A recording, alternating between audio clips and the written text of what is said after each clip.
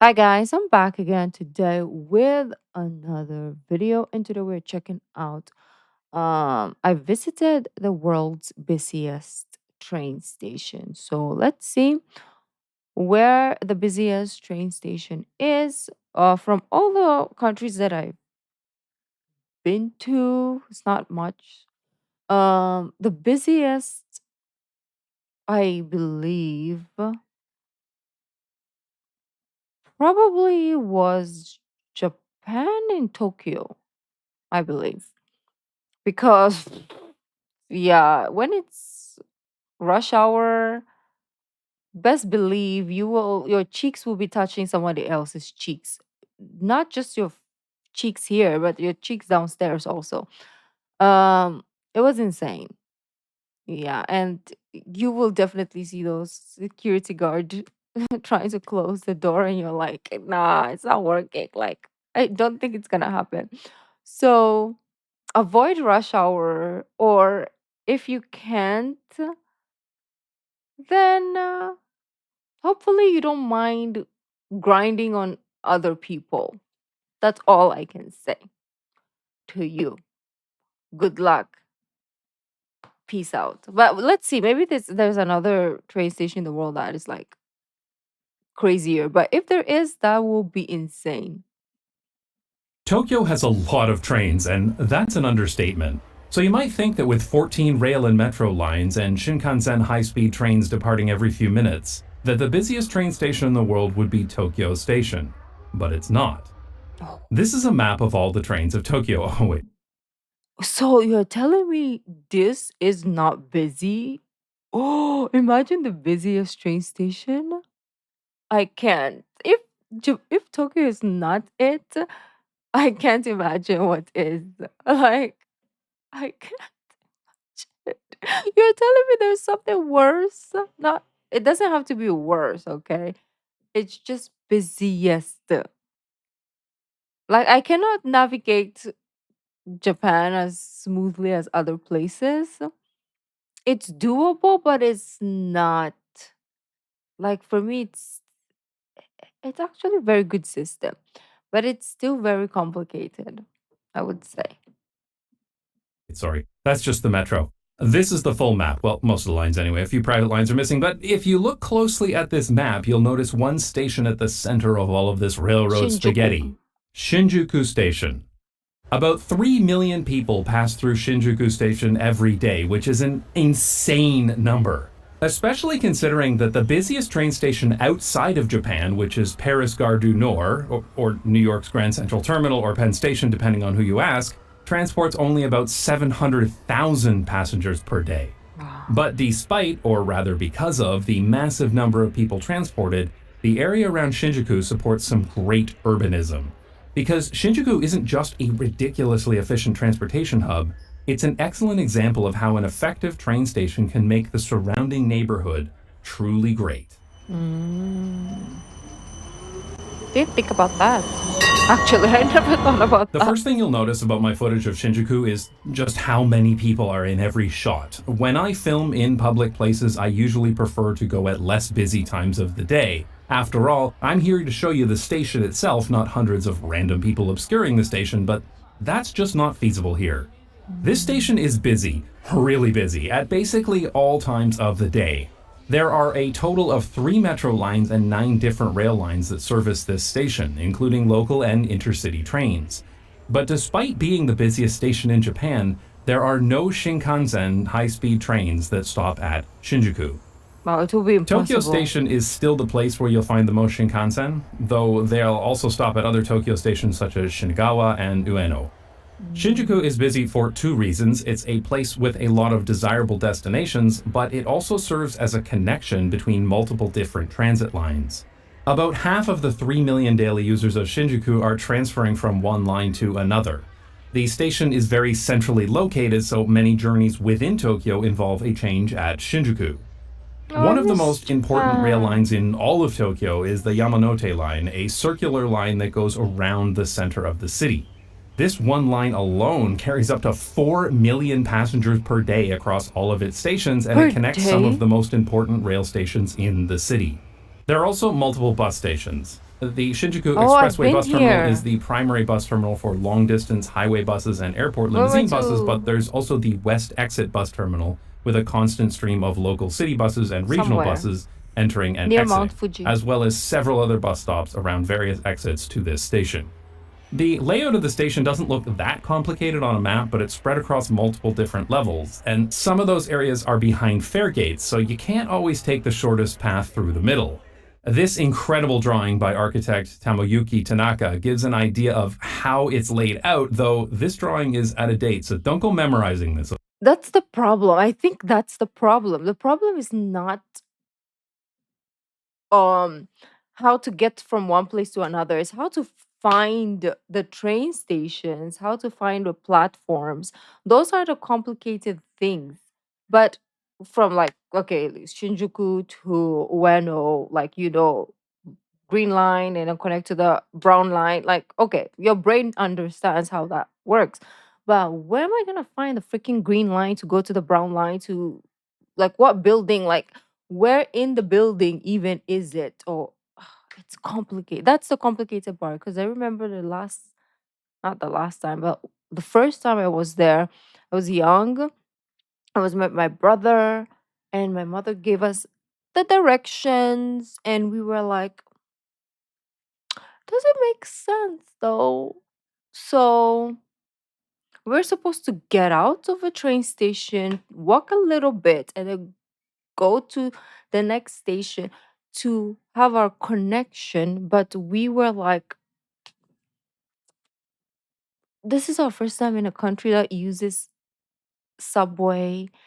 And we come from a country that our train system is whack and we don't even live where it is. This doesn't make sense, basically. So we did wrong things, and my mom was like, "Where are you?" And we're like, "We're here." And she was like, "Well, you're in the wrong place. So go back and then go home. Forget about going to wherever you guys were going. Just go back home because it's not happening." Yeah. We didn't find that place. It was complicated. Okay? In general, the wayfinding in Shinjuku is pretty good, so if you know the name of your rail line and you pay attention, it's reasonably easy to get to where you're going, but you really do need to pay close attention to avoid missing a sign. After a few Yes. days of staying nearby and using the station multiple times per day, I started to get the hang of it, but there were still a few times where I got lost or ended up on the opposite side from where I wanted to be. Exactly. I've been reassured by several Japanese colleagues that even regular users get lost sometimes when they're taking a different route than usual, and I'm Correct. going to assume that's correct and they weren't just taking pity on my inability to navigate. In some places, navigation is placed on the floor, making it really clear which way to go to get to your train. Just follow the right stripe and it'll take you right to where you're going. I also appreciated this message on the stairs that effectively tell you not to take these stairs. I was going to individually talk about every entrance and exit to the station, but then I read that there are over 200 exits, accessed by over a dozen fare gates, and I decided that would be really boring content. But just know that if you're meeting someone at the West Gate, this is different from the Central West Gate, which is different again from the West Underground Gate. I And don't understand. confuse the South Gate with the much nicer New South Gate. The I major exits are understand. labeled, however, and navigation apps like Google Maps will tell you which exit brings you closest to your destination, so that's nice. I also love the ticket gates in Japan. They are so Mm. fast to respond compared to ticket gates in any other country. When you tap Exactly. I just realized that actually because I was in Taiwan and it takes a while for you to get accepted or rejected. Like, tell me, did I make it through this gate? Like, tell me now. Because in Japan, like, you put it and your buddy is already on the other side, right? Like, you put your ticket or your card, your buddy is already on the other side before you can even lift it. But in other countries, you have to stay there, like, "Dit," and you're like, oh, okay. And then it closes fast. So the amount of time in other countries, the amount of time like I got stuck when I'm like relax. your IC card, the gates respond with ninja like reflexes. And a paper ticket pops out the other side way Oh, I love faster than that. I would think is even possible. And it's I been this love way for those. years. I remember the gates reading tickets this fast when I visited Japan over 15 years ago, so it always surprises me how slow ticket gates still are in other countries. Some fare gates are set to be open by default, assuming that the person will tap or insert a valid ticket and only close if they Oh. don't, speeding things up even more. For the busiest train station in the world, you might think that Shinjuku Station would be some kind of grand building. After all, Tokyo Station looks like this, but it's not. The station itself isn't really a recognizable building distinct from any Mm. other because it's so well integrated into everything else around it. Shinjuku is mostly a train station of function over form, with many corridors that are purely utilitarian. But they have brightened up other parts with rotating art exhibits. I particularly enjoyed this pixel art. The train platforms themselves are also very utilitarian and not very impressive looking, but they do their job well and manage to move hundreds of people at a time. One really nice thing is that the position of where each car door will arrive is marked on the platforms, which is typical all over Japan. This is important for so many reasons. They make it very clear where you should queue up for the train so that a space can be cleared for passengers who are exiting. Some trains have different types of carriages for wheelchairs, reserved seats, first class, or any other special type of car, so these labels make it very easy for you to stand in the right place for whatever type of carriage you require. And when the cars are numbered, navigation apps can show you which Oh car you should yeah. ride in so that For women, it's better during rush hour so that you don't have cheek to cheek moment. Go to the women only carriages. It's like the best thing you can do for your sanity. Of course, if you're alone or with a group of women, so good.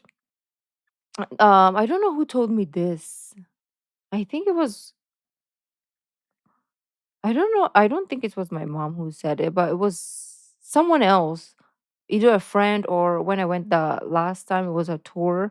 So she could be the tour people who said like, yeah, you could go to the girls because especially rush hour.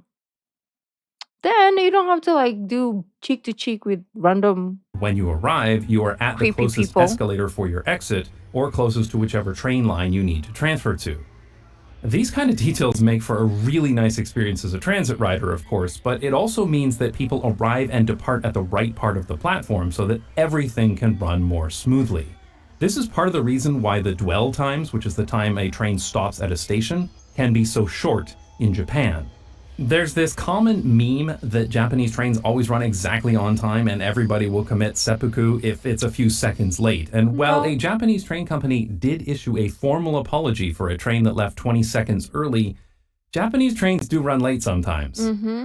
When there are so many trains running on a rail system, a small delay to one train can I feel like cascade through they the have the entire system. most delayed trains so far that I've seen. Just not because they're always late. It's due to like they're fixing something, or my cousin said they run late due to because people jump on the track to unalive themselves, and Japan is known for that. So most of the delays is because of that. And I was like, why did you tell me? Like now every time I there's a delay, I'm gonna think about it. And now I'm here to share the trauma. So good luck. And I experienced a few train delays while I was in Japan, especially at rush hour.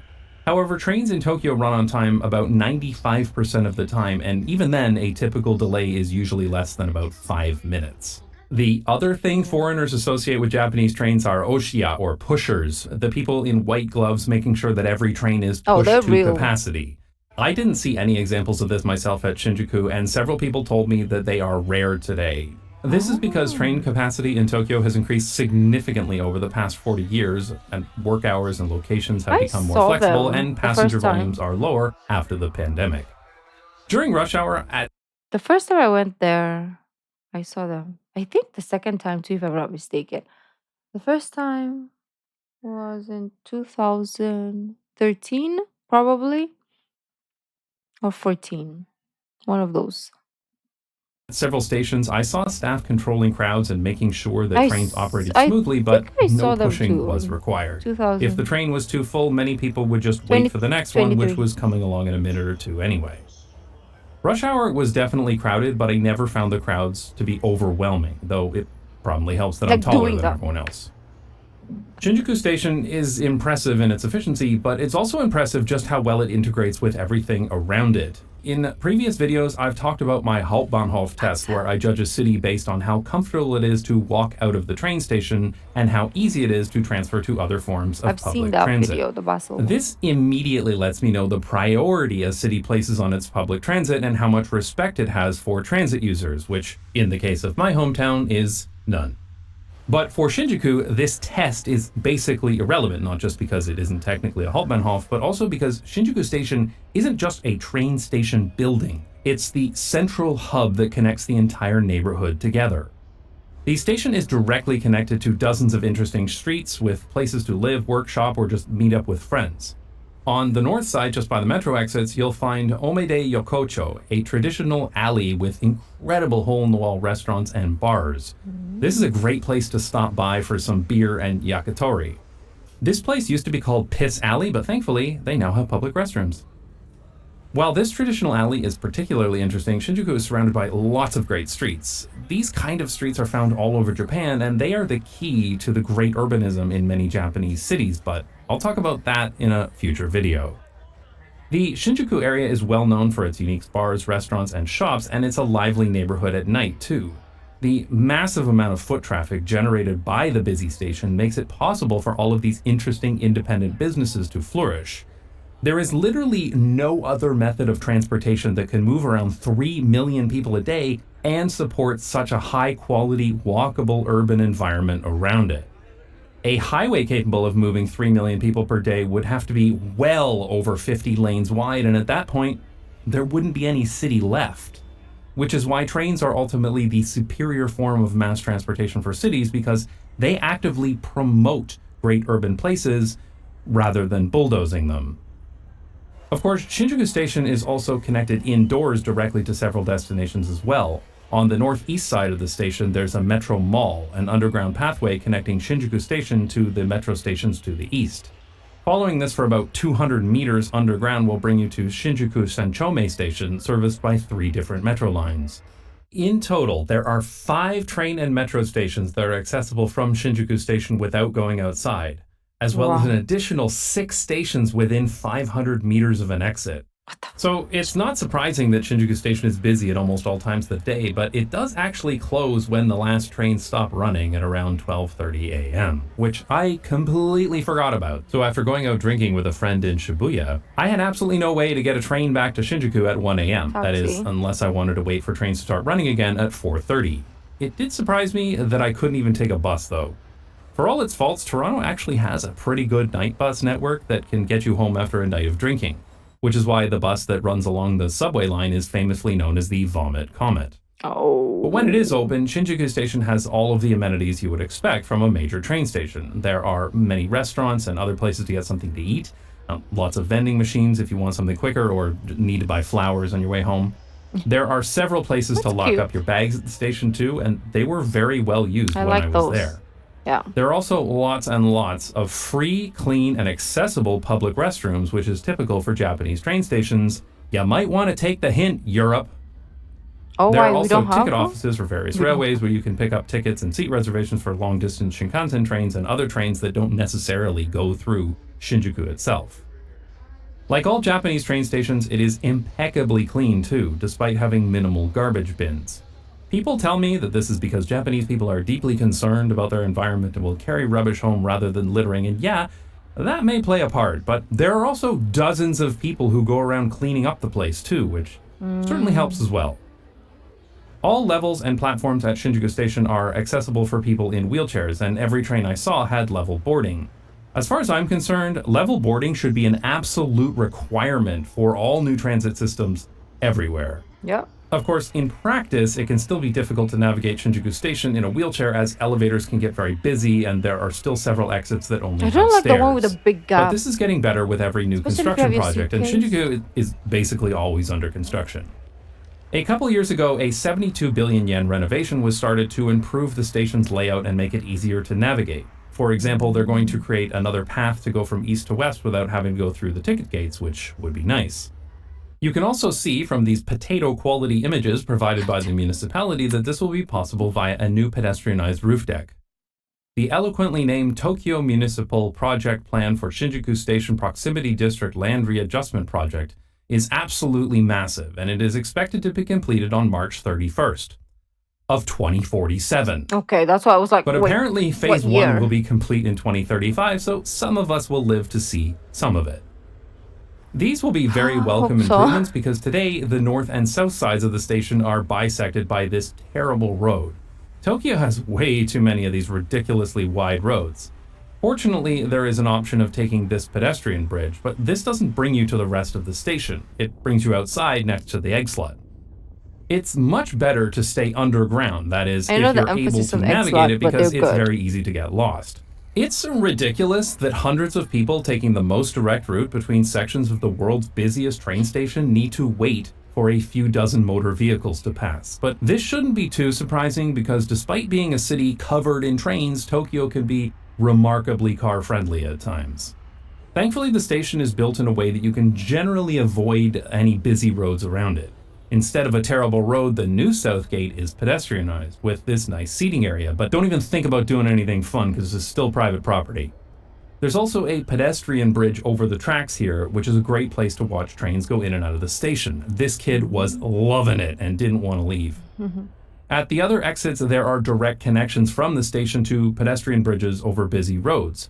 Other exits bypass the roads altogether and go directly to smaller streets, and there are several exits that directly connect to buildings around the station. In fact, it's sometimes difficult to determine where train station stops and shopping mall begins, and this is very much intentional. You might have noticed that the Keio department store is above the Keio line trains, and the Odakyu department store is above the Odakyu lines. The Interesting. majority of Japan's railways are run by private companies, not the government. Keio and Odakyu have always been private, but JR East was privatized in 1987.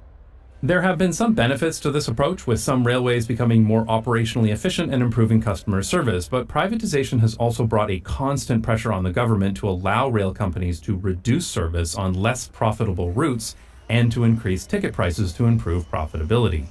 It really annoys me when governments talk about how railways I need to like be run like a I don't know what she uses, like her watch to beep.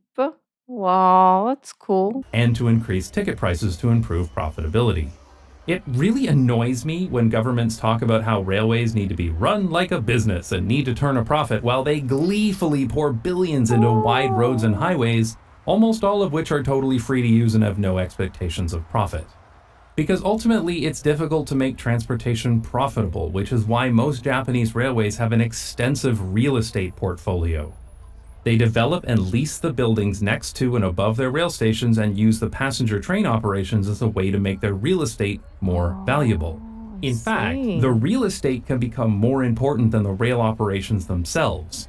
The largest company serving Shinjuku Station is JR East. Their 2023 financials show 1.3 trillion in revenue from transportation and about 770 billion from retail and real estate. But when you look at the profit, real estate was 146 billion, while transportation resulted in a loss of 24 billion yen. And to be fair, their transportation profits are on track, pun intended, to recover in 2024, but real estate is clearly a major source of profit for this company. So in some sense, these are not so much railway companies as they are real estate developers who happen to run a bunch of trains. Of course, you could just do the retail and real estate bit, ignore all that pesky low-profit railroad stuff, and become the richest person in Japan. Which makes me wonder what the future is for this model. Will some of these property companies with railroads decide to someday just ditch the railroads and build giant American-style shopping centers next to those sweet, free, publicly funded roads? The privatization of Japanese rail also makes Shinjuku Station more fractured than you might expect. For example, you can't just look and see that your train is leaving on, say, Platform 3, because there are a lot of Platform 3s in this station. Each private rail operator manages their own section of the station with their own platforms and fare gates. This makes ticketing more complicated than it should be, as each rail operator will charge you when you pass through their ticket gates. Getting to your destination can have wildly different prices if you split that journey between multiple operators. Helpfully, Google Maps will show you how much a trip will cost, but it is annoying to have to think this way. Drivers, on the other hand, just turn on their GPS and go. At most, they may want to avoid toll highways. They never have to think about which company owns the street that their destination is on. True. There were several times where I was out filming around Tokyo. I had a JR East Pass and a Tokyo Metro Pass that allowed me to take trains on either system for free. But when I got to the closest railway station, it was owned by another railway, so both passes were useless. London, real London that is, used to have many different train operators as well. The Metropolitan line was a different operator than the District line, for Oh example. yeah. Nowadays, I just realized like I spent so much on train transportation in general in Japan, like so absurdly so much. There was this video that was saying, "Oh, you have to buy this card and it will be cheaper," and I was like, "Okay, how much? I'll get it." It was like $300 for 2 weeks, and I was like, "For a freaking pass? That is cheap, you say? $300?" So I was like, nah, I'm not gonna do it. But I spent more. I should have bought. The transportation is so expensive. And also for me or for foreigners, obviously we're gonna get lost like a couple of times. So we're just gonna beep like in different places. And that is a lot of money. The craziest part is my last day in Osaka, because that's another teeth card again, because like Kansai region and other regions have different teeth, like the beeps. I call them beeps. So I had my Kansai region one, and it was my last day there. Then I'll go to Tokyo, and I lost it. But good thing, because we're dumb foreigners, right? So good thing there's like this box in the wall. You just press and you're like, I lost my card. Can you let me out of this station? And then they'll let you out, because of course they know, oh, like, oh, this is a foreigner. So yeah, blah blah blah. And probably they saw also, like I was searching. We have cameras like everywhere. So I was like, and yeah, they just helped me like, okay, we'll open it for you and you can leave. Don't come back again. it's all consolidated under the government agency Transport for London, and fares are fully integrated, regardless of which path you take to your destination. But despite the annoyances of navigating between privatized rail systems and the occasional exit near a needlessly wide road, I've had good Oh, experiences cute. using Shinjuku Station over the years, and I think it's an example of well implemented public transit that should be a model for other cities to follow. The station itself functions well and it safely transports millions of passengers each day, with trains that are clean, reliable, and frequent. But Shinjuku is also a transportation hub that seamlessly connects to everything around it and makes the entire neighborhood better. There is honestly so much that I could say about transportation and urban planning in Japan. It's absolutely fascinating. I have several more videos planned, so subscribe if you'd like to see them. But in the meantime, I can highly recommend the channel Life Where I'm From, who has made several videos on these topics. Check out his video about how Tokyo's subway keeps on time, clean, and safe. And the best Mm. way to watch his videos is ad-free and sponsor-free on Nebula. Nebula is the subscription Nebula. streaming service built by Okay, I and think for he's gonna independent sell us creators and their Nebula fans. till the end. There are lots, including